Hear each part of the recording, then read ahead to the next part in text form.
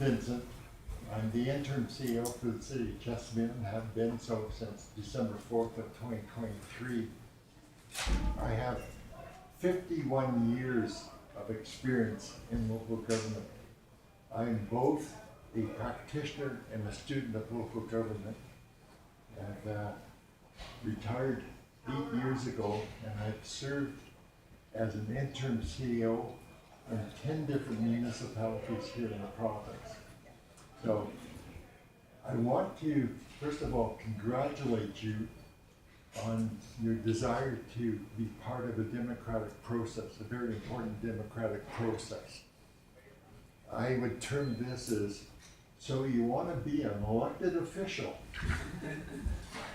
It's a monumental task, and just want to share with you that it will take a lot of time and commitment from yourselves, and I think our returning officer and our substitute returning officer will have a lot of important information for you to consider as you campaign.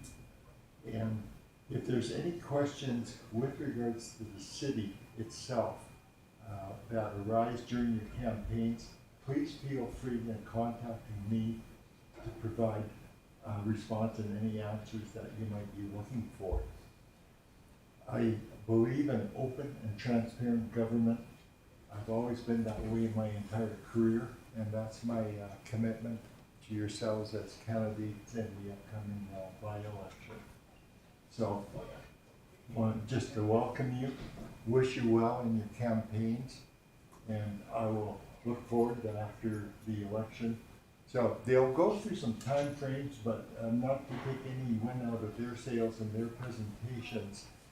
The election, the by-election on June 24th, we cannot declare official results until noon of the Friday, which is June 29th. So those are going to be important time frames. And that's by legislation under Local Authorities Election Act, which we're governing the proceedings. Oh, thanks very much. So one of the things I want to make you aware of, there is a new piece of legislation that's not in effect. It's called Bill 20. You perhaps have heard about it in the news, as there's been a lot of coverage. Is one of the things when that bill is passed, tabulator machines will no longer be permitted. And so we have received advice from the Department, Alberta Municipal Affairs, not to use tabulator machines in our upcoming by-election. So we're going to honor, it's a step backwards. I see you shaking your head. You know what a tabulator is? It's an adding machine is all it is. But because of some of the conspiracy theories that have floated around the province with regards to people being able to hack in and change the results and stuff like that, the Premier and her cabinet have decided that they want to, address those particular issues, and as a result, a change in legislation which will come about, I think, before the end of the current sitting of the legislature, will forbid the use of tabulator machines. So on that basis, on the election night, the votes will be counted by hand. So it's going to take a little bit longer. So we're going to give people notice and ask for their, patience as, our election staff do the tabulation of those particular results. So we had a scrutineer at the last election that was just scrutinizing the tabulator machines. Right. She wasn't there for any candidates. She thought they were corrupt. Yeah. She sat there for 7 days watching those machines. Yeah, and that's the situation we deal with, and so just want to make sure that everybody was aware of what the background was, and people don't get upset or frustrated on election night. It's taken so long to in my career, election polls close at 8 o'clock, and I'm there at 12:30, 1 a.m. in the morning, still trying to count out and balance. You got to balance all of the, ballots and make sure everything just jives 100%. So it is quite a process. So before I turn the floor over to Noshi and they make their presentation, any particular questions that anybody has now? Please, sir. Are you staying on after the election? How long is your term after? I had made a commitment to the minister to assist council through the election, their orientation, and the recruitment of a new CEO, and to do a 2-day orientation. Now it will be up to, come on in, gentlemen. No problem at all. So it'll be up to the newly elected council to determine if they want to continue with my services, because it's totally their decision once they're And you're willing to stay on? I am, absolutely. Good. To make that commitment, and that has been my commitment in all my previous contracts with all the municipalities, and been successful in helping council recruit a qualified individual. So, absolutely. Yes, sir. So this is just a by-election up until October of next year, right? That is correct, And yeah. then we start all over again. Yeah, no, you'll have lots of practice. Yeah, and short order. And so that's one of the challenges for the incoming council will be, in a very short period of time, from June of 2024 till October 2025 is not a lot of time. So you've got about 15 months, 16 months at most So to we be in. Yeah, so you can't expect a lot of work get done in 15 months. No, it's trying to, steady the ship, set it in the right direction and, get accomplished. There is, this year's budget was just recently approved. And I want to speak to that, if you don't mind, is that it's the first time in my career. So on December 5th, when I'm sitting over there, and there's a single person sitting up here, the official administrator, and he makes a motion. He says, I move to adopt the agenda. And then he says, all in favor. And he raises his hand and says, motion is carried. I had to shake my head and do a double take, because nowhere in my career had I ever run across that particular situation. So the minister has been very cognizant that if you think about democracy and think taxation without representation, the American Civil War was fought on that principle alone. So the minister has been very sensitive about what should the official administrator do and what should he approve. And so it was only with a great deal of reluctance, because of the tight time frames, that the official administrator in this administration was given the authority and approval to go ahead and approve the 2024 operational and capital budgets. But the official administrator did defer a number of capital projects in that budget, which rightly a newly elected council should be making those decisions, because they would have long-term far-reaching impacts on the city itself. So the newly elected council will have an opportunity to review the 2024 budget, and they still have the authority to make any changes they want to, because they will be the elected body with that authority to do so. So they can look at the deferred project, and if they agree with it, approve it so the administration can carry on with the plans that were made for 2024. And those plans have been made over the last several years. We do a 3-year rolling operational budget, and we do a 5-year capital plan budget, so that people know and we can plan accordingly, to the city's financial situation. So it's certainly, in terms of by-election, having this many members on council, so position of mayor and 5 members of council, with only Councillor Narayan returning, who will be reinstated with his full powers when the quorum of council is reestablished. So, Any other questions or anything I can provide? Well, with that, I wish you luck. Campaign hard, and hopefully your desires to fill public office. I will share one story. Years ago, when I was first starting off as a very rookie CEO, I had a candidate ask me, "How many hours, Pat, a week do you think I'll have to devote?" And I was working in a smaller community, and I said, "Oh, it'll only be about 10 hours a week," sort of thing. You get your agenda package, you read it, you attend council meeting, takes a couple hours, you have 1 or 2 committee meetings.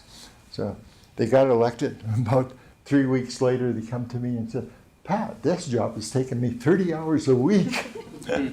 And truly, it's the amount of time that you want to invest in serving the residents of this great community.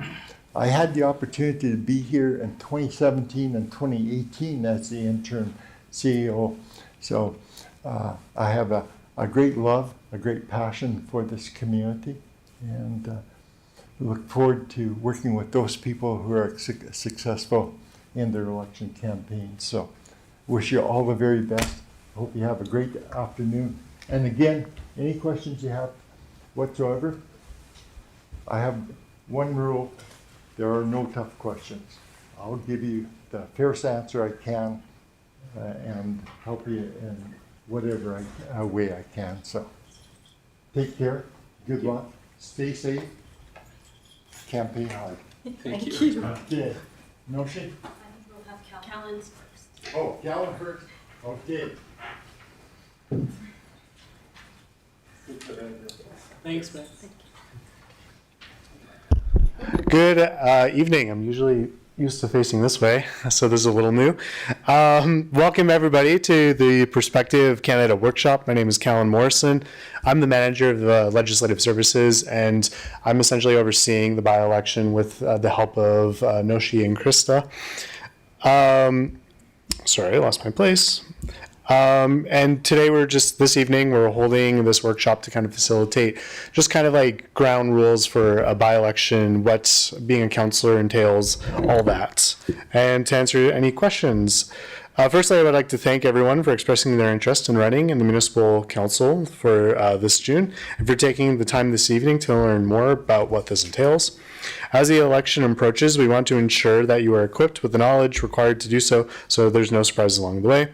Whether it is during your campaign or if you're elected by the residents. With that, let's begin some housekeeping details. This meeting is being recorded and live streamed. So if you have a question, you can go back to the city website sometime tomorrow, review the material, it will all be there. And another one as well is we would ask you that please be respectful of all presenters, guests, and attendees. This workshop is not an opportunity for anyone to conduct any sort of campaigning or express any malicious, inappropriate, or frivolous comments. Please be respectful of others. Fairly basic ground rules for that one. And the agenda today. So today we'll be going over how elections work with Noshi and Krista over there.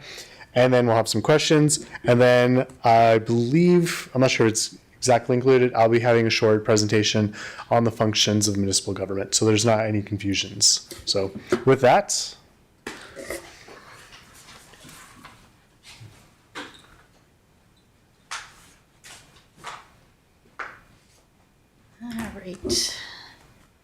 All right, welcome everyone. It's a pleasure to be here tonight, and thank you for taking time out of your schedules. My name is Noshi Karbani. I am the returning officer. And this is Krista Mainprice. She is my substitute returning officer. We both have federal experience and municipal experience. This is our third election we're working together. I've been a federal returning officer since 2007. So yeah, just a little bit about our backgrounds. We both have life and careers outside of elections. So this is what we kind of do for fun. Anyways, I'd like to start off with talking about the roles of the returning officer. Basically, our office is mandated to do everything necessary to conduct an election. That's in a nutshell. We appoint election workers. We establish voting stations. We order election supplies, including ballots. We deal with candidate nominations. Basically, everything that happens behind the scenes for when a voter shows up to vote, it's all happened. That's what our office does. And overall, our priority is to maintain the integrity of the vote. And we are always impartial. We always have to take a nonpartisan stance. And we make that a priority in every election. In the province of Alberta, we follow what we call the Local Authorities Election Act. All jurisdictions in Alberta have to follow this act. We're going to call it the Act. Pat Vincent briefly touched upon Bill 20.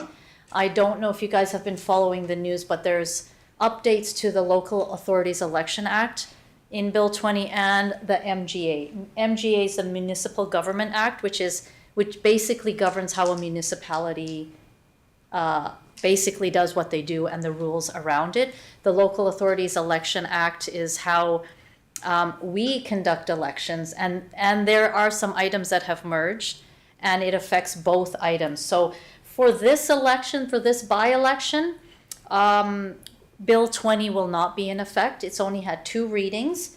It has to go through a 3rd reading, be passed by the Committee of the Whole, and then have royal assent. So the only thing that we are following is not having tabulators. We've always used tabulators. We used tabulators last time. And if anybody knows how tabulators work, it works on a watch battery. There's really nothing very technical about it. There is really no way that there can be interference, but to appease the province, we're not using tabulators. What that means is that on election night, you will not have results right away. You will have results 5 to 6 to 7, maybe 8 hours later, depending on how well people balance at the end of the night. So that's just something to keep in mind. So the Act also allows bylaws to be passed for elections and by-elections, and we passed some bylaws last election from the city of Chestermere, and one was to increase the number of acceptable forms of ID because not everybody has a driver's license. So we wanted it to be accessible to everyone. So there's a list of forms of ID that if you don't have government-issued photo ID, these other forms of ID you can have. And the other was to extend all hours on voting days. It was currently 10 to 8, and we extended hours from 8 a.m. to 8 p.m. at night. Next, we're going to talk about nominations. I see lots of familiar faces here. You've already been to my office. You are already confirmed candidates. But in order to be a confirmed candidate, you have to be eligible. And the criteria to be eligible to be a candidate is that you must be eligible to vote. You must live in the municipality 6 months consecutively prior to nomination day. And you cannot be an auditor of the city or an employee of the city unless you take a leave of absence. And you must not owe taxes or be in debt to the city. And you have not been convicted in the previous 10 years of any offenses under the Canada Elections Act or the Local Authorities Election Act. On our website, we have several forms. We have Form 4, which you need signatures, 20 signatures if you're going to run for council, 50 signatures if you're going to run for mayor.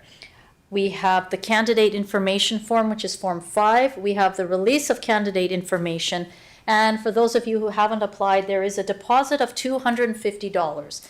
That can either be, according to the bylaw, cash, exact change cash, a certified check, or a money order. Now, deposits are refunded if you win. If you gain a seat on council, you get your deposit back. Also, you get your deposit back if you receive, the candidate who receives the least amount of votes, you get at least half the number of votes that candidate got. So if you qualify, then you'll get your $250 back. If not, you won't. So the candidate who's elected, who receives the least amount of votes, if you get at least half of that number of votes, like say the candidate who got the least number of votes who got elected was 500 votes. You need to have at least 250 votes as a loser, as a person who doesn't get elected, to get your refund back. That's the criteria. That's in the law. Okay. The other way you can get your deposit back is if you withdraw your nomination, and that can be done 24 hours after the close of nomination day. Nomination day is Monday, May 27th at 12 noon. So if you decide at 12 noon on Monday the 27th that you'd like to withdraw, you will get your money back. Okay? Right. All of our candidate information, it's updated on what we call an elections database. This is run by the province of Alberta. We have to sign up for it, and all of official results, all of these kind of things are updated on this official database that's run by Municipal Affairs. So once we have all nominations confirmed, we have to produce something called notice of election, which means that we will be having an election because there were no acclamations. And that has to be published at least once a week for 2 weeks before election day in a means like a newspaper, bold signs, social media. So that's going to be 2 weeks prior to the election. Was there a question? Hi, I'm going to have to repeat the questions. Oh, outside. Oh, okay. So I've been told that the people online cannot hear you in the audience. So if you do ask a question, I'll just repeat it just so the people online can hear it. Okay, we're talking about campaigning. I'm sure that's why all of you are here today.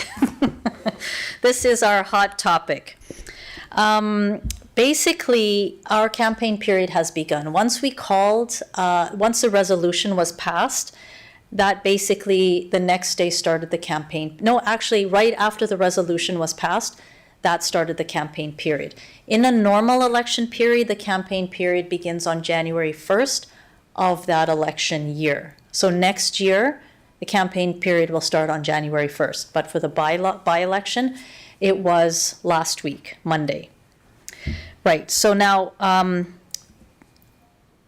when can you start putting signs up? 30 days prior to the election, which is May 25th. So no signage can go up until May 25th. Okay, and signs can be no more than 1 meter squared. So 1 meter high, 1 meter across. And we are asking you to keep them as low to the ground as possible. If they do have to be on stands, the stands must not be more than 1 meter high. But we are encouraging everyone to keep them as low to the ground as possible. Election signs must also be removed within 7 days following an election. If they are up for longer than 7 days, you will be fined. This is not done by my office. This is done by the peace officers, the bylaw officers. You cannot use the City of Chestermere logo or any copyrighted photos on any campaign material, signage, pamphlets, posters, anything. You cannot post on bridges, traffic lights, stop signs, or telephone poles. You cannot block the view of traffic, so please be aware when you're placing signs. And what I suggest is educate your volunteers. If you put a sign up, get them to drive by. If it's impeding traffic, move it, please. Okay? Last year we had an issue where there was a confusion. Some of the roads belong to the City of Chestermere. Some of the roads belong to the province of Alberta, like the highways, boulevards, things like that. The best way around having this issue is just to post on either the left or the right side of the street. Okay? It was the medians, the boulevards that were causing problems. And I always say common sense prevails. If a sign is put somewhere where it shouldn't be there. Okay? Common sense. Yeah. You may not, without authorization, take down, cover up, mutilate, deface, or alter any notices or signage or documentation that is required to be posted. You may not use an image of an official ballot in any way. This is the only time during an election or a by-election that you are allowed to put signage up on city property, city land, without pulling a permit. Okay, so always check the land use bylaw. That is what you're going on. The Local Authorities Election Act says, please put signage in according to the rules of the city, the land use, the bylaws that the city have. So this is something the city has created. It's not something our office has created. So please refer, you can go on the website, look at the land use bylaw. If you are unsure of how to interpret it, please contact the city directly, okay? I highly recommend that you ask permission from residents when you're putting signs on their private property, their lawns, things like that. Always get permission. And I always recommend that you, or your volunteers, record exactly where the locations all your signs are so that you can remove them without getting fined. Right. Any sorts of signage concerns, theft, vandalism, whatever, please report directly to the community peace officers. Our office does not deal with those issues. That's going to be reported directly to the peace officers. If it's really bad and gets out of hand, the election commissioner with Alberta municipalities will be dealing with it. It's not something our office is going to police. We have a very, very, very short time frame, and we actually have a lot of administrative tasks to complete. We don't really have the manpower to deal with sign issues, okay? We're going to talk about voting days. So we are going to have 4 voting days. 1 is election day, and 3 are advance poll days. All voting days will be at the Chestermere Rec Center from 8 a.m. to 8 p.m. So if you're in the building and there's a lineup and it's 10 past 8 and you're still in the lineup, we're not going to not allow you to vote. We will allow all those people that are in the building at 8 p.m. to conduct their vote and carry on. We will close the doors at 8. Whoever's in the building at that time will be able to vote, okay? No one will be turned away from voting as long as they come within the time frame, even if there's a lineup. There is to be no posting of election signs on the Chestermere Rec Center property or fences or parking lots, and no handing out flyers on any of the voting days, even no posting around the rec center, even when there's not voting days, okay? If we see people handing out flyers or posting on any of the voting days, we have the right to remove it, and you may be liable to a fine of up to $5,000. Right. Is there another way to vote besides going to advance polls or voting on election day? Anybody know? Yes. Those that are handicapped and not able to make it to the election, there's a car that'll go around it. You're half right. So Mary said if you're handicapped and not able to vote, there is a car that goes around. Part of that's right. If you're handicapped and not able to get to a voting station on election day, we have something called special ballots. Special ballots, there's only 3, special ballots can only be used once the ballots are printed. We can only get ballots printed once the close of nomination happens on Monday, and then it will take our printers time, so usually 3 to 4 days to print an initial lot of ballots. You have to have official ballots, they can't be photocopied. Okay, what happens with special ballots is that applications can be made for a special ballot. There's only 3 criteria where you can get a special ballot. The first one is you're physically disabled and cannot get to a voting station. Or the other one is you will be away from the jurisdiction on all voting days, means you'll be on vacation or you'll be away for 3 months. The other criteria is that you are an election worker and you're working all the election days and cannot actually vote because you're working. So we allow you to vote by special ballot. There's no other reason why you would get a special ballot. In terms of the car going around, no. I thought it went to hospitals and stuff. That's for federal. Oh, okay. Yeah, we don't do that here. So what happens is you make an application to our office. You can apply by mail, email, fax, or in person. And ID has to be verified. So we have to see that your ID is valid, or if you cannot come into our office, you will provide us the ID via fax, email, or mail, and we will verify your ID, and then we will send you a ballot. The ballot is sent out, if you don't come to the office and pick it up in person, it's sent out by mail, okay? It is the elector's responsibility to ensure that if they do get a special ballot from us, all special ballots are recorded, so we know how many go out, to get it to our office in time. Now, the deadlines for special ballot applications, if you want a special ballot application, you have to apply for it by 4:30 p.m. 3 days prior to the election. So that's June 21st. And the deadline for us to receive ballots in our office is 4:30 p.m. on the day before Election Day, which is June 23rd. So we had issues last time where someone was going to be in BC, they were going to be away, but we had to mail it to them in BC, however long that took. And it was up to them to, once they got the ballot, to expedite it to us. If they send it regular mail and it doesn't come on time, it's not counted, okay? And since the day before the election is a Sunday and our office is not open on a Sunday, ballots can be put in, special ballot packages can be put in the drop box, and we will collect them on Monday. Voting at home. Voting at home can be requested up to 48 hours ahead of time.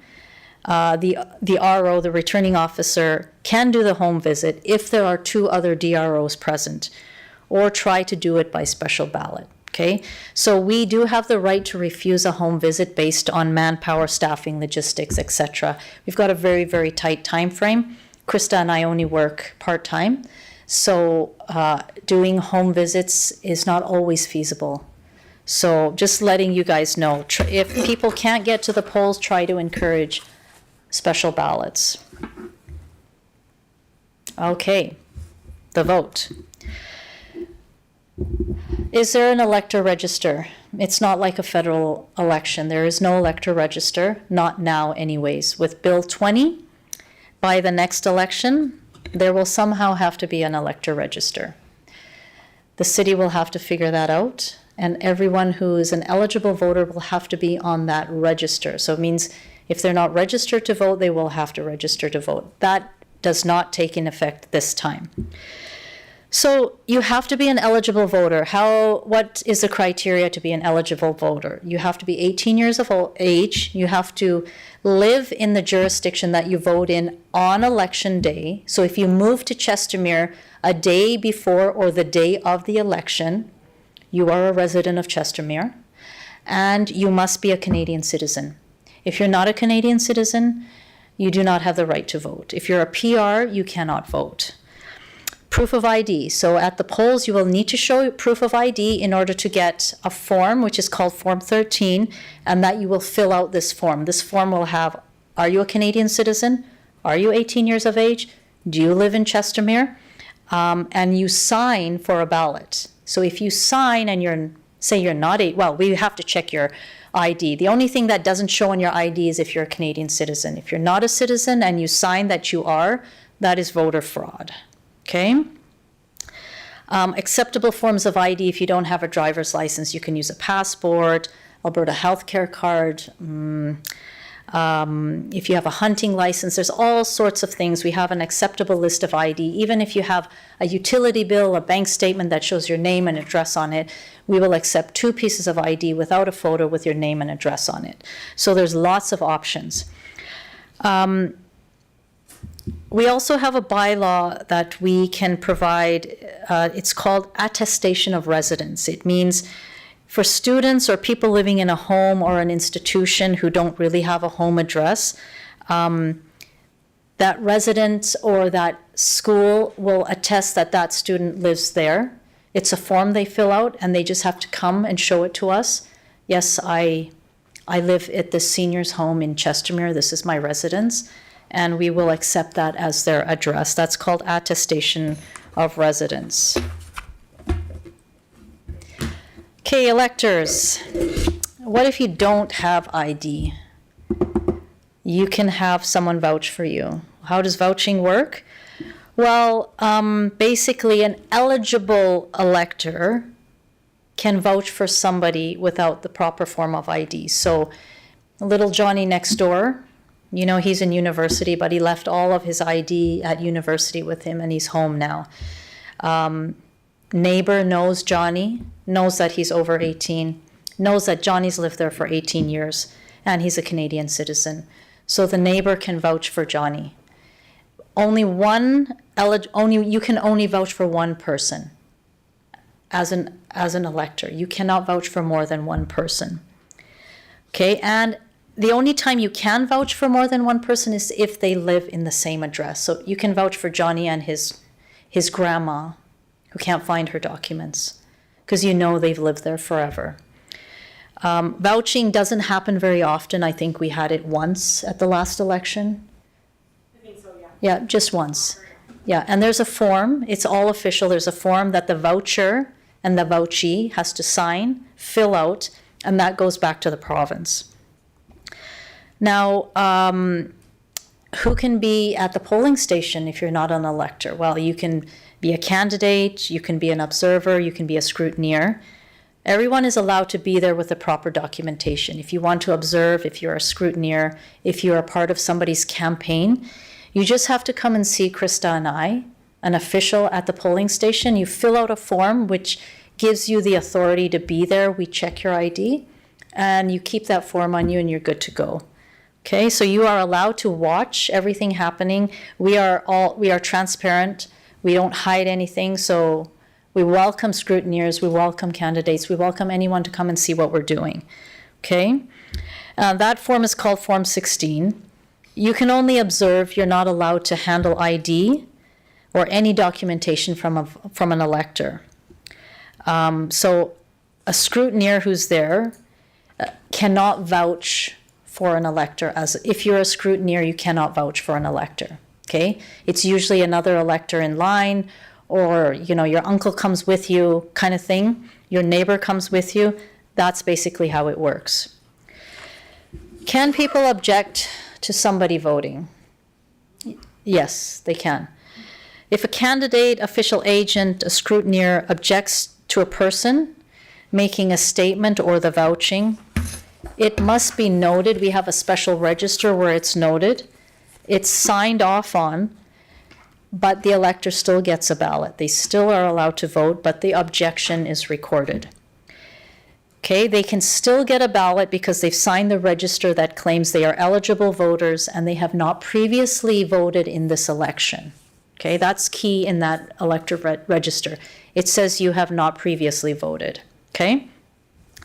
Assistance can be given to voters if they're visually impaired, they don't speak English, they need an interpreter. We typically ask that the DRO who's working at the polling station help that elector, not typically family members, because we don't want anyone to be influenced voting maybe or being pressurized to vote in a way they don't want to vote. So we ask that one of our poll workers do the assisting. Okay? So people, I'll just recap, people that are allowed in the voting station, all hired staff, myself and Krista, candidates, official agents or appointed scrutineers, an interpreter or someone providing assistance to an elector, electors and minor children. If you have to bring your children along, that's fine. They're allowed to be there. Again, I will just reiterate, the role of a scrutineer is only to observe. No using cell phones if you're a scrutineer or observer in the polling station. Even as a voter, we ask you to put your cell phones away and do not use them.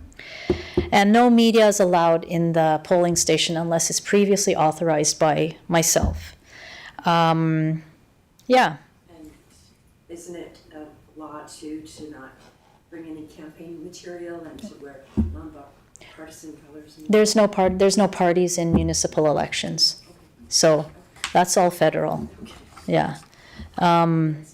Yeah, so I did mention there's no campaigning in or around a campaign polling station. That's pretty much goes without saying, so yeah. Okay, ballots. We're not using tabulators this year, as Pat mentioned. it's going to be a manual vote. There will be 2 ballots given out, one for mayor, you have 1 choice, and one for councillor, and you will have 5 choices. So as of today, we have 14 confirmed councillor positions, like candidates on the ballot, and 3 confirmed candidates for mayor. The DRO you'll go up to a DRO, to a voting station. They'll ask you all the questions about ID. You're going to fill out the Form 13, the voter register. And the DRO will explain how to fill out a ballot. They will put their initials on the ballot. Without the initials, it's not valid. So they must initial the ballot. They will give you the ballot. They'll fold it and give you the ballot. You will then go to a privacy compartment, place your choices.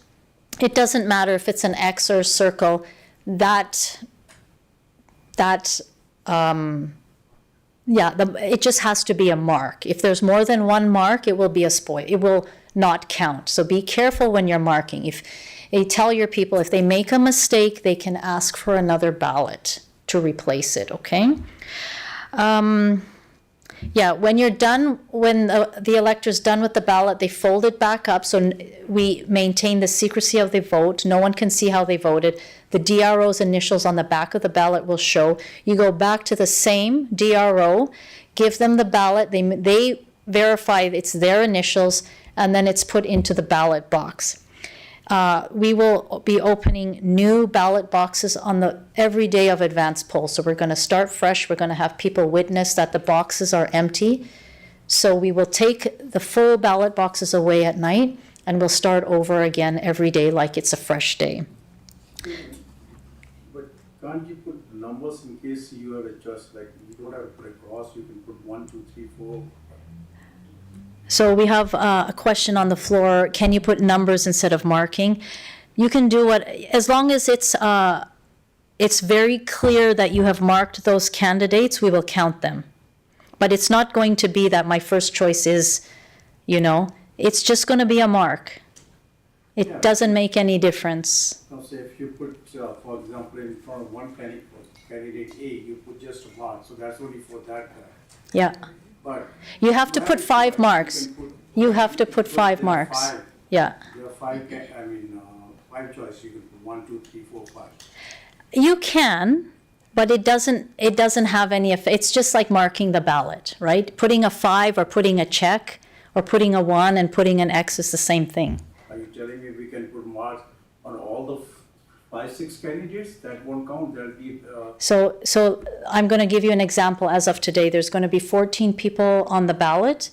You have to put 5 choices. You don't have to vote for 5. You don't have to. Up to 5. Up to 5. 6, that ballot will not be counted. Yeah. So if you don't follow the rules and you mark 6 people instead of the ballot saying vote for up to 5, if you vote for 6, that ballot is a spoiled ballot. It's wasted. And it will be recorded as a spoiled ballot. Next question. Are you sure that people know that? Because the DRO, so the question was, Going to everyone? yes, how can you be sure that people who are voting know this information? Well, when they go up to the DRO, that's the DRO's job to explain how to mark the ballot. There's also going to be in the stations, there'll be instructions Yeah. when you're behind the secrecy sleeve telling you how to mark a ballot. Yes. So there will be instructions and posters on how to mark the ballot. Okay, we are not going to get hung up on, is it an X, is it colored in, it's a mark. It has to be a visible, clearly defined mark. Okay, if it's, oh, I don't like that candidate and I scribble that candidate out, that is a spoiled ballot. So that's a wasted vote, okay? So we also train our people to use common sense. If they've chosen 7 and not 5, it's a spoiled ballot. If they've chosen 3 candidates, do we accept that? Yes, we will accept that. Those 3 candidates will get a vote each. So anything till 5 and less than 5. Yes, exactly, 5 or less, okay? You cannot leave the building with a ballot. You cannot take a picture of a ballot. You cannot put a ballot on social media. That is a huge, huge fine. And it's against the law. You cannot do that. So I know people love to post selfies on social media, but don't ever post a selfie with a ballot. Okay? Yeah, and it's offense to take a picture of a ballot. Okay, advance polls and election day. I mentioned to you that we will be sealing the ballot boxes up at the end of every advance poll. At the end of each day, that DRO for that station will collect any paperwork, like the only paperwork we're going to have besides the elector register if someone makes a mistake on a ballot and asks for a second ballot. So that's the only thing we're going to know. We're not going to know if it's spoiled or anything because we're not looking at ballots. Ballots only get counted at the end of election day. After 8 p.m. on election day, all of the ballots will be counted. All of the advance poll ballots, election day ballots, special ballots. Okay? They're not counted beforehand. We're not allowed to do that. So everything will be counted. So it won't just be on election day, those 1,000 people that voted. It's going to be the 10,000 people plus the 1,000 people who voted on election day and advance polling. Okay? On the night of election night, we will post unofficial results. So once everybody balances, we will be giving unofficial results that the city will post on its website. And unless there's, if there's no recount or an issue where they're within, 5% of each other, where we have to recount the ballots, those results will be official unless somebody requests a recount. Recounts can be, they have to be given we have to be given 12 hours notice to do a recount, and they can only be requested up to 44 hours after an election. So, and the recount can only be done if the returning officer believes there has been an issue or a grave mistake that would affect the overall outcome of the election. Okay, and then we will be posting the official results by Friday, June 28th, before noon. Okay, so yeah, that's what it is with a recount. If somebody requests a recount, it's done at their expense. If the recount is due to being very close, that's not on the candidate who requests it. We will do it again. But yeah, that's basically what happens. We gather all our information, all of the forms, the vouching, the objections, everything gets packaged up, and we keep hold of it for six weeks to a maximum of 12 weeks after the election, in case they have to check things, and thereafter, it is all destroyed in the presence of 2 witnesses. So when you say it's very close, is there any number of votes difference? I can look in the legislation. There's usually a percentage. It really just sort of talks about how many ballots were objected to from Yeah. scrutineers.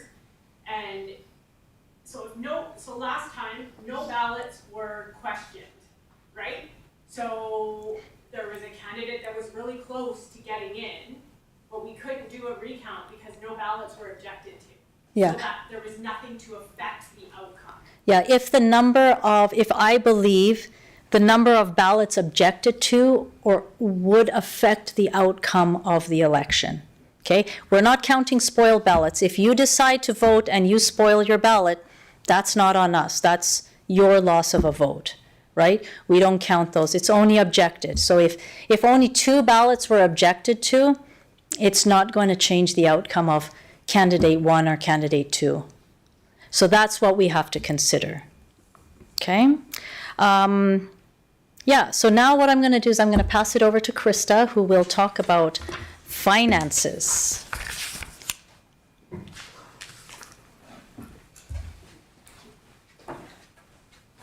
Hello, everyone. I get to talk. I don't know where to stand. This is kind of intimidating. How do you do this every week, Kallen? I get to talk about the fun things when it comes to money. Oh, I don't know how to use this. Hang on. The white one. The white arrow. Huh? Oh, there we go. Okay.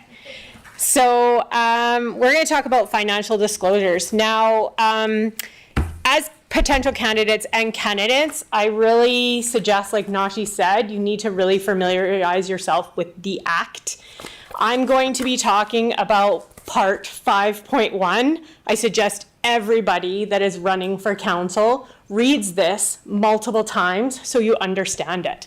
Because like Nashi said, anything that will pertain to you not being able to run in the future would be anything that falls under finances that you get fined on or convicted of. So it will affect your future political career if you don't understand this correctly. So I'm going to go over just a very broad overview because it is a long portion. The one thing, if you as a candidate have any questions, please also contact the municipal government at alberta.ca. There's lots of information on there. There was one section in the Act I really want to bring out to everyone's attention is section 147.22.1. No person shall accept a contribution or incur a campaign expense unless that person has been nominated as a candidate. So any of you that are interested in becoming a candidate that have not put your paperwork into Nashi and I as a confirmed candidate, please do not accept or spend money. That will be going against the Act, okay? A campaign bank account must be opened in your candidate's name or just for the purpose of the election as soon as any contribution expenses or money coming in reaches or exceeds $1,000. So remember to put your nomination paperwork, you're already at a quarter of that with $250 deposit. So we just firmly suggest open a bank account because you don't know. Even if you're self-funding, your contribution into your campaign is a contribution. So if you spend more than $1,000, even if it's out of your own pocket, you need a separate bank account. So people that can, so money going in and out of that that bank account should only be payments of campaign expenses. So who can contribute to your campaign? Only a person residing in Alberta can contribute to a candidate. So anyone that, a corporation, an organization, or anonymous donation cannot happen, okay? Contributions of real property, personal property, services, that they have to be valued and recorded. So real property and services may include someone's giving you a free rental space. You need to actually ask what that would be worth if you had to pay money, and you have to document that amount, even though you didn't pay for it, okay? It has to be valued. Free printing, it must be valued. Free consultation, it must be valued. A candidate may self-fund their campaign by contributing up to $10,000 of their own funds through the campaign account. Contribution, I said that one, sorry. No individual may give a donation of more than $5,000 in a single campaign period. Okay, so if you have someone that wants to give you $10,000 as an individual, they can't. They are maxed out at $5,000.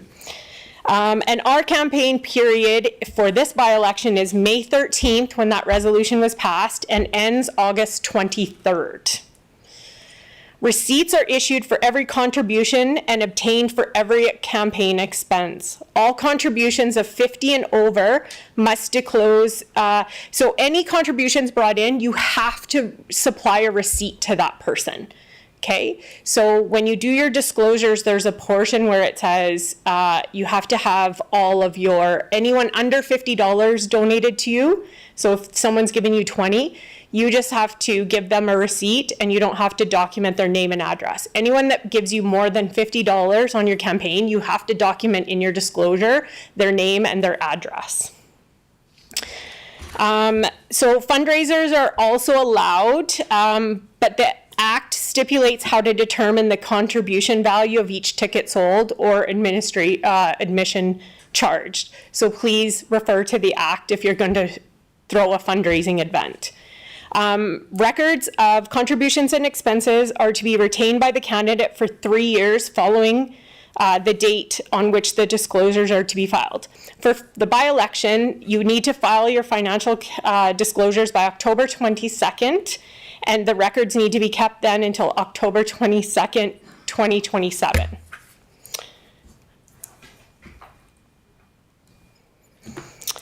So we'll go into disclosure statements a little bit more.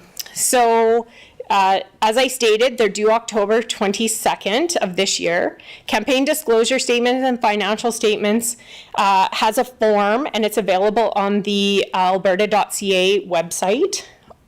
All contributions must be noted for anything over 50. All campaign expenses must be declared, totals from all fundraisers declared. Any surplus or deficit must be declared on the disclosure statement and financial statement. If there's either a surplus or deficit, it must be dealt with within 60 days of that filing date. So if there's a surplus of over, so these are interesting things to note. If there's a surplus of over $1,000, an amount must be donated to a registered charity that results the surplus being less than $1,000.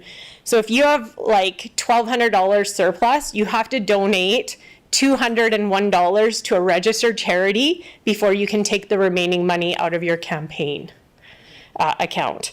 If it's less than $1,000, it can be kept by the candidate or donated. If there's a deficit, the candidate must eliminate the deficit, and for the purpose of eliminating the deficit, you can accept contributions within that 60-day period after the election in that campaign period. You can accept them 60 days after the filing date of October 22nd. Sorry, I read that wrong. If a candidate fails to file a campaign disclosure statement on time, there's a $500 late filing fee. If the disclosure statement is not filed within 10 days after the deadline, a report will go to council and be made public. So Nashi talked a little bit about the elections commissioner. So if the returning officer has knowledge of a potential non-compliance, we are obligated to report the alleged contravention to the elections commissioner. The election commissioner has two parts in the act that they uphold, and that was part 5.1 and the election finance and contribution disclosures, and part 8, which is the third-party advertising. And does anyone have any questions? What if you're running from home, but you don't pay rent or mortgage? Do you have to declare part of that? Yes.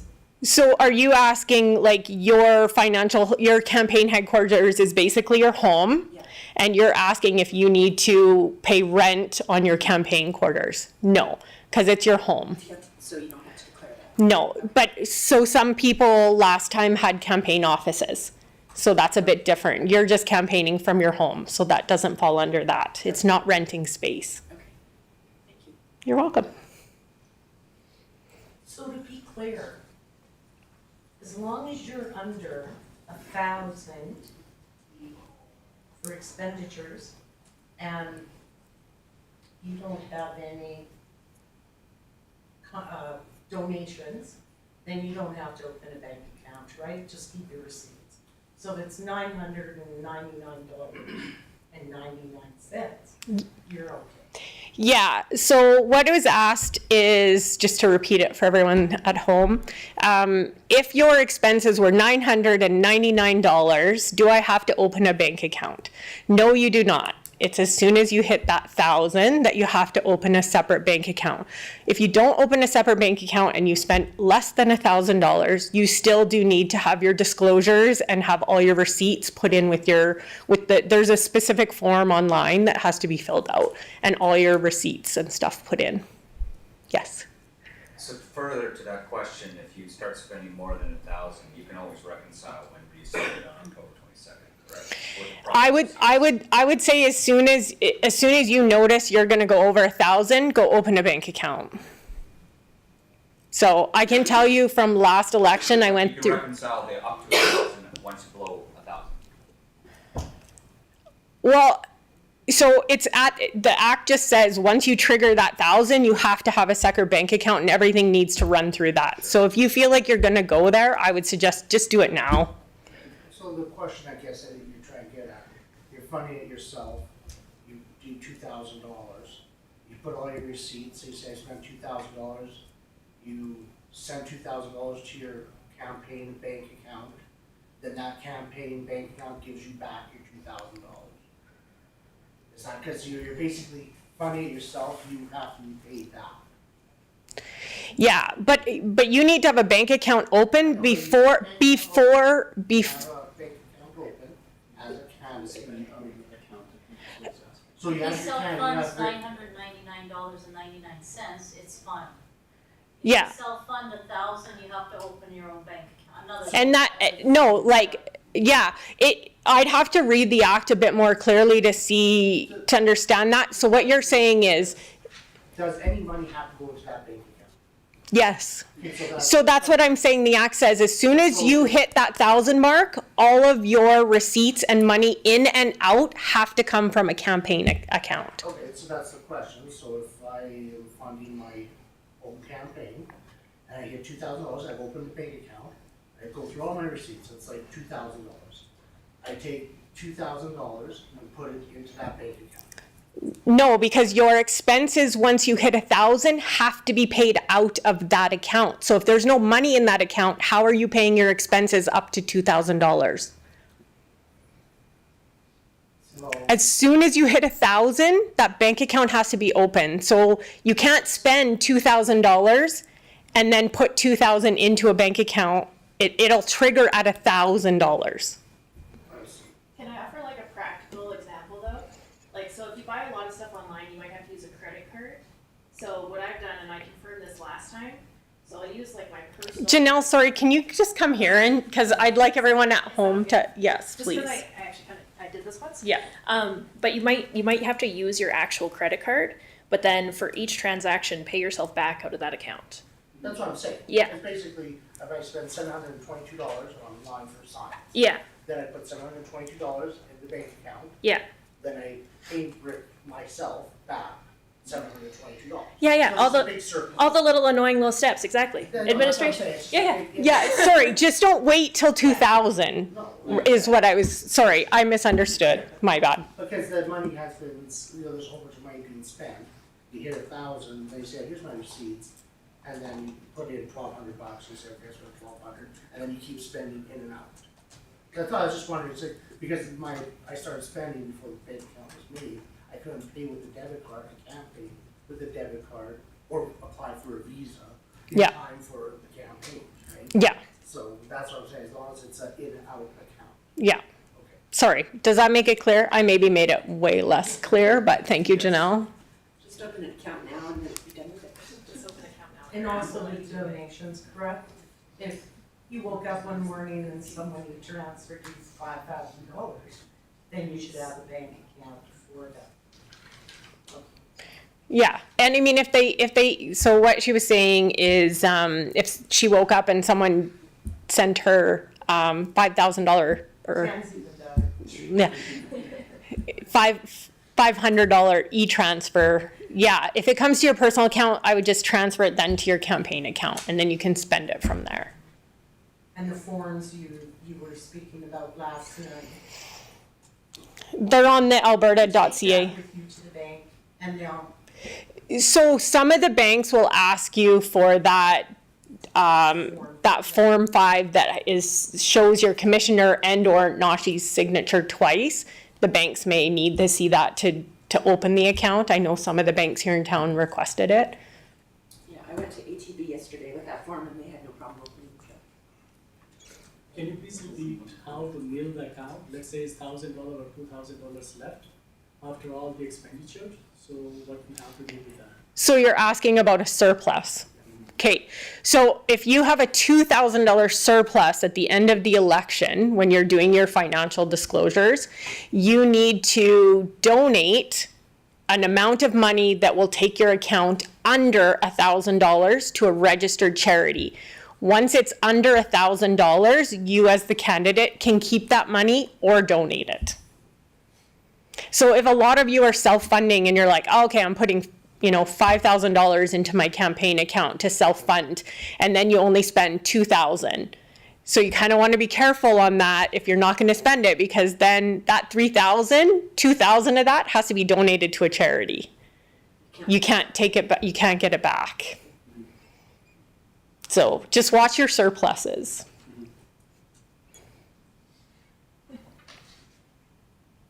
So let's say that anyone is organizing a small get together for you, and they are doing everything.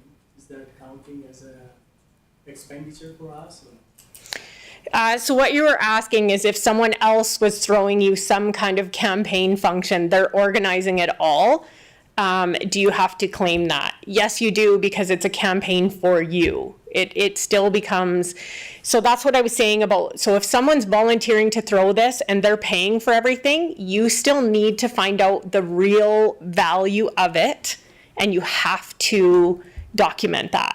So let's say they're doing the whole thing and the event would have cost a normal person $1,000. Even though it didn't cost your campaign $1,000, you have to put on your disclosures that you had free space or a free event at this value. You have to valueize it. So is there any amount that must be recorded if that amount goes up to this limit? I'd have to look into the act, but again, it would have to be like if it's one individual throwing you a party and they are contributing more than $5,000, then that would be an individual giving you more than the maximum allotted. Right? So you would have to, if they're throwing you an event, you have to document their name, their address, and that all has to be put on your disclosures. And there's also, different rules if it's a fundraiser. So there's portions of fundraising, it's all in the act, that's why we ask you to read that act in great detail, because every nuance is in there. And it's not up to us to interpret, it's what Municipal Affairs puts out, right? So if you have a fundraiser, it depends on how much each ticket is or how much each plate or each head is, that you can claim a certain amount as donation opposed to expenses. There's rules for everything. Okay. So again, my question is a little bit more specific. If someone is inviting me to their home and they are having 4 or 5 friends they're inviting and they have a cup of tea and all those things, that is not included in that part, is that right? No, it's not, yeah, so what you're asking is if someone invites you into their home and there happens to be 6 people there that want to hear your platform, I believe you're just going to a friend's house and talking about, and campaigning. That wouldn't necessarily be a campaigning event. But if those people all at the end of it like what they hear and want to donate to your campaign, you need to write them all a receipt. But it's all in the act, yes? Yes, please everyone read 5.1. It's like, I can't say it enough, like read it multiple times. And if you have specific questions on that, please reach out to the Alberta government. Just quickly to interrupt, it's very easy to find on the internet. Just look up Local Authorities Election Act and it will be the first thing that pops up. So there's... Yeah, like, is your mic on or do I have to repeat that? No, it's on. It's like my first rodeo.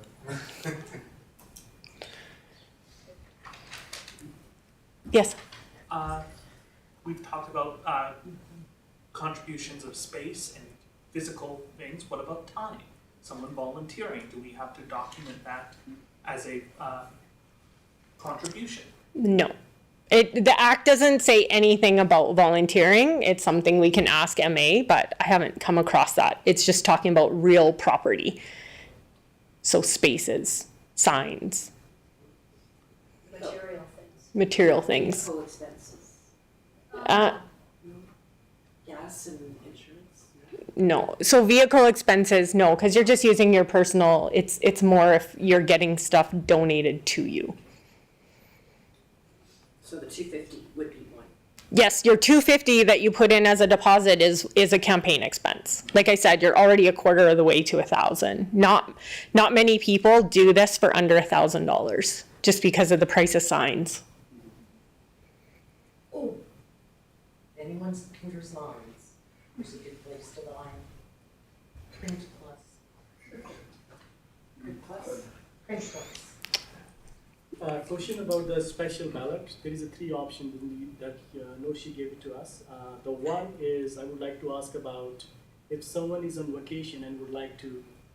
Yeah, so that's one of the criteria, if you're away from the jurisdiction, but it's up to, you can't apply for them. They have to apply themselves. Yeah, but is it a specific days or 3 months, I think you said? So- How many days, 2 days, 5 days, doesn't matter. So there's a cutoff. So we're talking about special ballots. So there's a cutoff on when you can apply to get a special ballot. So number one, you can only get a special ballot if you are gone for all 4 of the advanced and voting days.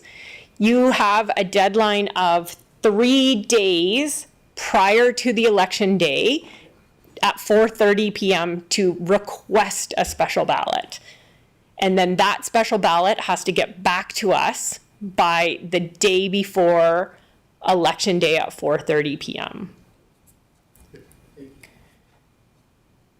And again, they won't be ready until we get ballots, which is typically 4 days after the final list of candidates is confirmed, which is that 24 hours. So that would be May 28th at noon. We'll know what names to put on the ballot, and then it's about 4 days to get the ballots. So there'll be 2 ballots then? Yes, one for councillor, one for mayor. Yeah. Just gonna go off topic here real quick. Just a question about the signs, just to go back and touch up on Noshi, thing here. With the 1 meter by 1 meter being on, being the biggest you can go. Let's say you just, this is hypothetically something I've just thought of sitting here, but let's say you've got your best friend who owns a private property and wants to throw a big sign up on his yard. Does that still apply to that, or is that kind of? I mean, the land use bylaw states it can't be more, so we're talking about signs on private property. So the biggest sign you can have is that 1 meter by 1 meter, so those big signs. And typically in the election, they were put kind of almost on grade, because you think about 1 meter high is about here, and then anything off the ground, it starts to impede vision. Now, if someone has some property that they put a big sign on there, that's up to them, as long as it's not blocking anything. I would just be, and it's not on city land. I'd be careful of the height even, because the land use bylaw does say something about a max of 1 meter high. But again, that's not for us to interpret. That's just what the land use bylaw says. So please look at the land use bylaw. I believe it's under temporary signs, 9.3.2 or 9.2.3, somewhere around there. It talks about election signs. It falls under temporary signs in the land use bylaw. So you guys can take a read of that and see what you interpret. And if you have any questions, you need to contact the peace officers, because they're the ones that have to enforce the bylaw, not our office. I'll also just add to what is private property? That private property is usually on city land. Possibly. It's just something that's that here. Yeah, no worries. I'm just saying maybe it's on their back fence and you want to stick it on. For example, let's just say they have an acreage. Yeah. And they decide to put it on, let's say, 5 acres, but they decide to put it on, and they back onto the highway, but they decide to put it on their it's just part a of the bit land, back into yeah. Their property there. Just wondering. Yeah, for sure. What I think, I believe that part is not covered by the land use bylaw, but just to be safe, you should just call the peace officers, yeah, just to confirm, because they might say, yeah, it's not covered under the land use bylaw, so, yeah. Following to the same question, the signage is 1 by 1 meter, but the height from the ground to the top of level of the sign is 4 feet, is that right? Yes, that's what has been said. And another thing is, you guys say there is a thing that we should not have to use from the city. What is that? Like a logo or something? Yeah, you can't use the City of Chestermere's logo on any of your publications. Anything else? Copyrighted photos. Yeah. And logos as well? Pardon me? And logos as well, like Yeah. Twitter and Facebook. I know, you can use those. Well, because it's social media, but nothing that belongs to the city. I would say you got to watch about what anything is copyrighted, right? If a logo is copyrighted, that's a whole nother thing. Yeah. They don't want you to apply that, the city has helped them. Yeah. endorsing you. The city also needs, like our office, needs to be impartisan. So I just want to comment as well, our office is here at City Hall, so no signs can go up on City Hall property because the DRO office is here, right? Just like you can't put signs and campaign on the rec center when we have voting days. Yeah, that's It's true. the same with the city property, because our office is here, city and our office needs to be impartisan, so you cannot put any signs on City Hall property.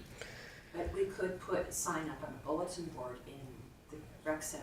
I would suggest you don't, because if you don't take it down on those election days, you will be fined under the act. Yeah, we're just gonna say that, we've given notice that that is a voting station, so we're gonna say no. What about the wet cappers at the end? No. It's the rec, right next it's to like the rec center property is off limits, yeah. Is there anything else important that we need to know? Well, those are the main things. As Krista and I will reiterate, this act is like your guidebook, okay? So it covers everything. Is there a hard copy we can keep, or? No, you can download it. You can download the PDF off the King's Bench. Yeah, no, you can, they don't provide that. The only other thing that the CAO wanted us to let everyone know is some tentative important dates after the election. So Tuesday, July 2nd will be the swearing in ceremony at City Hall. And there will be a council orientation tentatively on Tuesday, July 16th and Wednesday, July 17th. And right now, the council meetings are on Tuesdays at 9 a.m. But the new council will have the power to change that if they see fit. But that's what it is right now. I know Pat went through a little bit, but what's involved in the council? Well, I think Kallen's Kallen is gonna talk yeah. a little bit about that, yeah. I'm still debating, so I need more information for what's Well, I'll turn it over to Kallen, because I think he's gonna talk a little bit about life as a counselor possibly, and the city a little bit. So, Sorry, just a quick last question. The sign, you can't put it on city property? You can. you can't put it on City Hall property, but you can put it, because it's a temporary sign, it does not need a permit, you can put it on city land. There was some issues with provincial land, like Nashi was saying last time, so maybe stay out of the medians. Put it on the sides of the roads, not in the medians down the center. And like Nashi said, use drive by your signs. If it's blocking a pedestrian walkway that you wouldn't see a pedestrian, move your sign. Otherwise, the peace officers collect them and you'll have to go to Public Works to pick them up. And we can put it on the federal property. Federal has no jurisdiction right now. It's provincial land and it's City land. City land. Yeah. Okay. Kallen will be here to talk more about life in City Hall.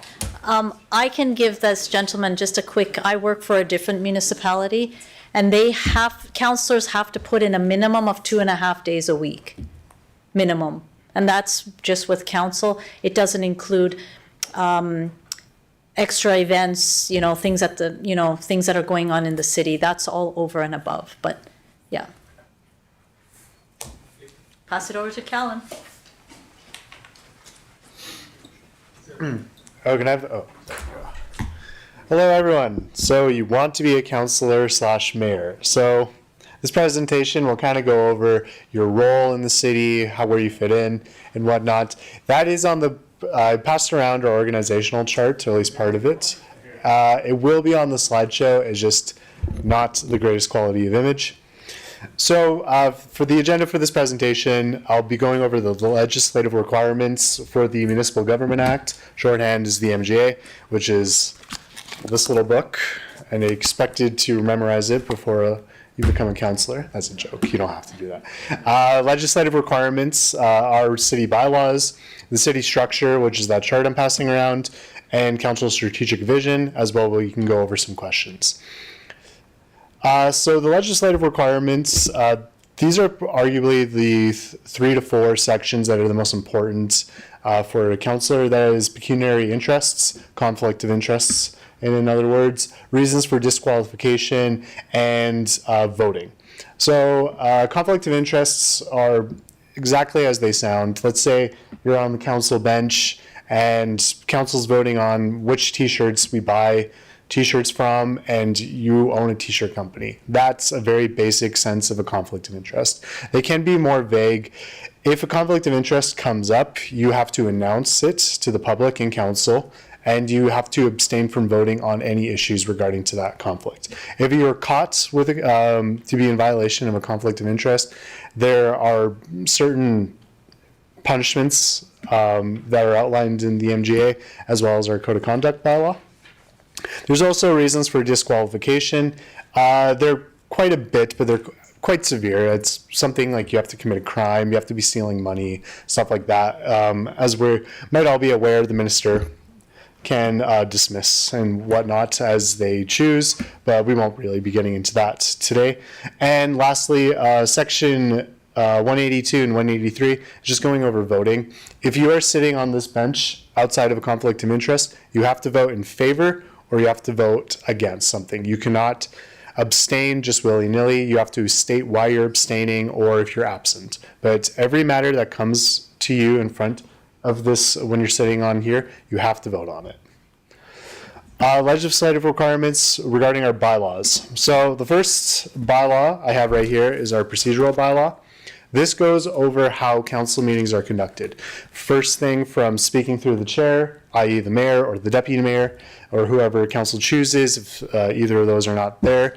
All questions are directed through them and all responses are directed through the chair. It goes over motions, it goes over all these technicalities of how you properly conduct a council meeting. Important to note, supplementary material is Robert's Rules. If you ever watched a council meeting and wonder why they say motion this or amend motion that, speaker, whatever, it's in this book. It's a dense book, but trust me, you'll pick up on it a lot sooner. The second one is our Code of Conduct. It essentially governs the conduct of councillors. Essentially, in a municipality, you're supposed to be a team of 6 councillors and 1 mayor. Specifically for this municipality, you're supposed to work together. That doesn't mean you always have to agree with one another, and you can be quite contentious. But the point being is you can't go on Facebook calling some guy a moron, because that would be in violation of Code of Conduct. There's stuff like that. You cannot openly lie and everything like that. It just kind of governs good principles for open and fair government. The last one is our committee guideline bylaw. As part of being a councillor, which we can get into, I assume a question's coming up about how much time is coming up, but for committee guideline, for committees, that is expected of you to be a councillor to sit on committees, whether it's the audit committee, the subdivision and development appeal board, the assessment review board, police communications committee. You can search our website for the rest of them. It is expected that councillors and the mayor sit on committees, participate. They usually happen in the context of Chestermere. Usually not on Tuesdays, but every other day of the week, maybe not Fridays, probably anywhere from 5 to 7, 4 to 6, stuff like that. Usually after office hours so people can get there. For council, it's you nominate, you basically get nominated for it to sit on a board and committee, and then it will go to a vote. And then if you win, you're on the committee. If you lose, better luck next organizational meeting. Committees change up every October during what is our organizational meeting, where we go over stuff like that. We also pick out council agendas, council schedule, like the staff calendar or calendars, so that right now it's every other Tuesday, barring special meetings, 9 to whenever they finish. This is the city structure. That's a little piece of paper. Sorry, I could not find a better, higher quality resolution picture. So as you'll see, we have the city of Chestermere, i.e. the public, the people who pay taxes, the people who live here, the residents. They're essentially the ultimate authority over the city. The city serves to serve your purposes, and that's the whole point. And logically, you are council's bosses.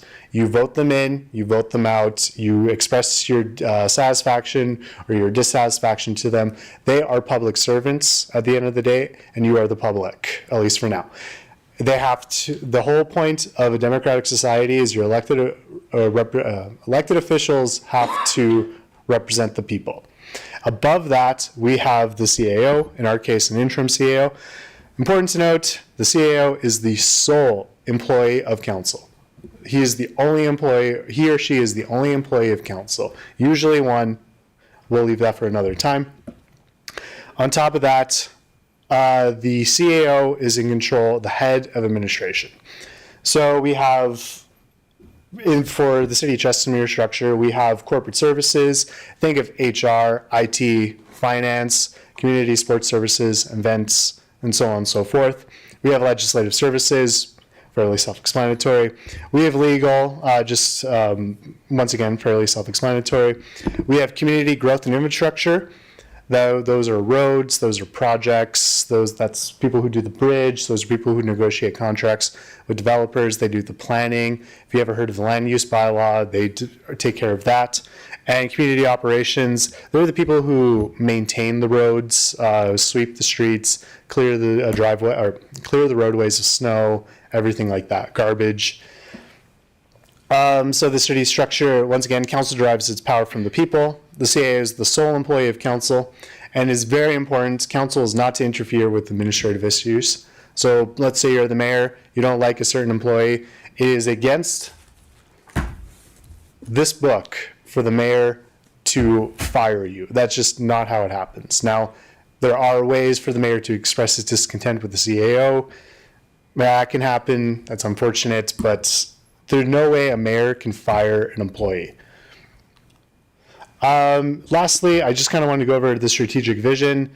The previous council was unable to complete a final version of the strategic vision, so I just had to use the old one. It's essentially what the priorities of this council is going to be. Now, I acknowledge it's only going to be about 14 to 16 months of actual council sitting down and making decisions. However, it's important to acknowledge that council has to have a vision and it has to have a direction. It can't just be 7 people just, oh, that's a good idea, maybe we'll try this next council meeting, oh, that's an even better idea. It's important when a council's first elected that they sit down for a month or two and hammer out their key goals, and then the rest of their term is to set out those goals. Stuff comes up all the time. Yes, we're aware. Sometimes things aren't feasible. Sometimes things aren't good ideas. It's not binding, but it's important to acknowledge that this is not only it's not only giving direction to council and administration, it's also kind of keeping council accountable to the people. Let's say, hot topic, rec center, let's say you wanted a pool and then you don't build a pool, and then the people can be like, where's the pool? So it's kind of an important not check and balance, but it's important for transparency. And that is about it for basic government. I could be here all night explaining the nuances of it, but I think we all want to go home, so I'll just open up some questions. So let's say there are a few of the issues I would like to discuss. Where the council was before, what they have done, what presently need to be done. Who is the right person to contact to get that update? So there's a few avenues you can talk to. I would recommend reaching out to our interim CAO, Pat Vincent. If you can reach out to Municipal Affairs. They have a lot of their reports available online. However, that's not necessarily the focus of this workshop, so we can talk after about this. It's just not necessarily what this workshop's about. So. May you go back so I can take a picture of that slide, please? Oh, yeah, for sure. Yeah, your strategic points. Oh, so this is the previous terms, but. Yeah, I know, but. Or the previous term. Here's some good stuff. Any other questions, especially? Yeah, I saw you do that. When we have our council meetings and the agendas are put out, I've heard that sometimes the agendas are a little late coming, and it's, they can be quite large at times. Mm-hmm. So, council's time, it's a part-time job, we offer people who have other jobs, and we're doing this to serve the community. Is there any, does council have any power to make sure that those agendas are available in a timely fashion, that we have our 3 or 4 days? Is there any, KPIs for the city staff for getting those agendas to the councilors, so that we have our, again, 3 or 4 days to review it, so we're not going to make it. Because some of these like can take a lot of reading. Just to repeat that to the audience at home, the gentleman in the back was asking about agenda timelines and how to ensure proper time is allotted to councillors to read the materials as being presented to them. So it is outlined in our procedural bylaw. I don't have the exact. But it is outlined. It is outlined, yes. Yes, I can see how you could get that perspective, considering the previous administration. It was a lot less set in stone. However, with Pat as the interim CEO, it's been 4 p.m. on Thursday every day, every weekend preceding a council meeting. That can be up to council to change. It can be sooner. That's usually the standard is about kind of like 3 to 5 business days before council, including the weekends, so it's not quite business days. But it's kind of up to council, but it is administration's responsibility to get these reports ready by that certain deadline. In saying that, though, it is also the council's responsibility to read those council agendas. It can be 200 pages, it could be 1,200 pages.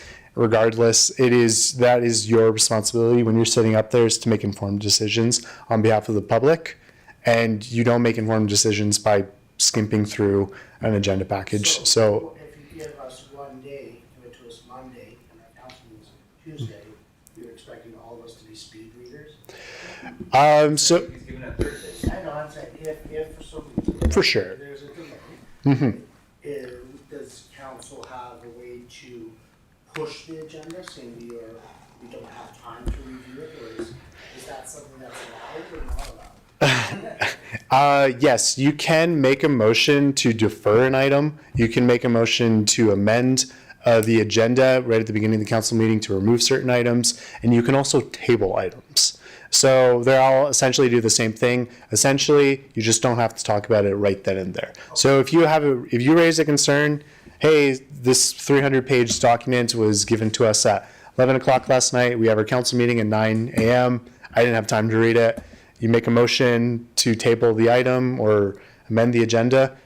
That is your right as a councillor to do that. It's in plain English, right? It's not like technical legal jargon and stuff like that. The gentleman in the back was asking how easy is it to understand some of this technical stuff. It definitely depends on the author, and it definitely depends on the subject matter. This is written in somewhat plain English. It can be a little legalese. For the city bylaws, it usually is fairly straightforward. There's not so much technical language or kind of like hitherto pursuant of this X, Y, and Z. It's kind of, it's a bit of a mixed bag depending on the individual who wrote the report and kind of what the report's about. So if it is the procedural bylaw, yes, there will be a little more technical jargon than there would be, say, a tax rate bylaw, which is very kind of straightforward.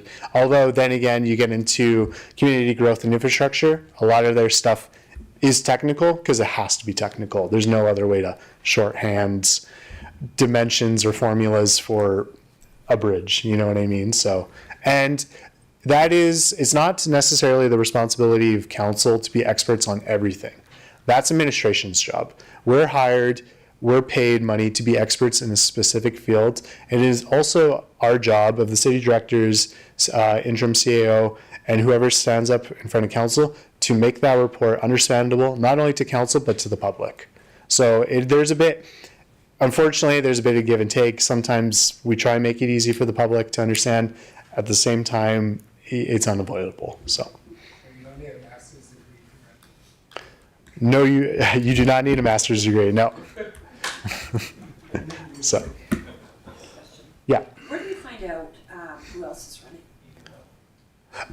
The City of Chestermere website? the lady asked where we can find out all the candidates. Yes, it is on the City of Chestermere website. It is under our election page, I believe. So. Can I just add to that? Oh yeah. So any of you that have put your paperwork in and are a confirmed candidate, Nashi in our office sends you an email saying congrats, and there's a link in there to fill out a form with all your information. Once that gets filled out, you are published on the city website. Until you fill that form out, your information is not on the city website. So I suggest everyone to do that as soon as you become a registered candidate, so your name is on the website for the public to know that you have stepped up. Mm-hmm. We have 7 confirmed candidates on the website, but there's another 7 who are confirmed that are not on the website. Mm-hmm. How about mayor? There's 3 confirmed candidates. May I ask? I think we'll wait till they We go on the can tell you website. after. Yeah. Yeah. But it's happening already. Yeah, everybody knows. He's on the Facebook. Not the Chestermere website. I like that, it's on The Facebook. Any other questions? Yeah. Whatever information you were given, it's in the same book that you guys mentioned, or it's a different one? It's a different one. The Municipal Government Act is different from the Local Authorities Election Act. That's usually just kind of going over elections. This goes over, there's some fun ones in here. It does go over voting, but it's a little less extensive than that. It goes over city charters. It goes over municipal organization and administration. It goes over, there's one section about firearms, statutory plans, miscellaneous. It goes over everything that goes over a city. This is the Alberta government's legislation over how a municipality runs. I guess the biggest question I have is, so as far as being in office, because how you said most people have other jobs kind of thing, Mhm. it's a part-time gig. So was there a mandate, as far as being in council? I know there's a council meeting that's mandated to be in person. Mhm. Is there anything beyond that we need to be a part of? I would say committees, yeah. The committees is like the other big one. You don't have to show up to every council meeting.